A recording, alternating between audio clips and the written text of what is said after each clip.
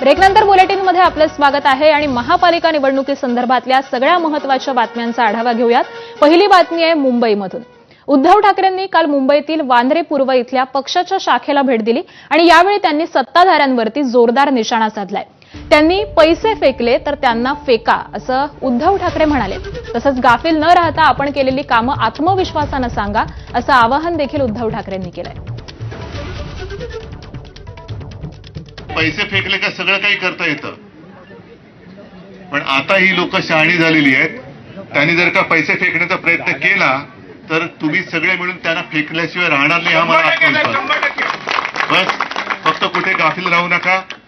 आपण मुंबईभर केलेली कामं जी आहेत ती कामं आत्मविश्वासाने सांगा। जसं आपण मुंबईभर होर्डिंग्स लावलेत, पाहिलेत तुम्ही?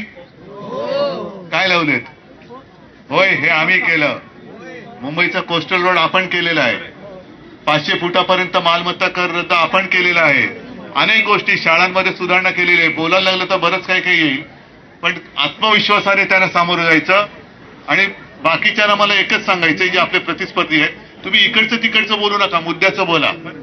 माझ्या मुंबईसाठी काय केलंय हे तुम्ही सांगा। हे तुम्ही तुमच्या समोर आलं की त्यांना सांगा, पहिलं तू मुंबईसाठी काय केलंयस?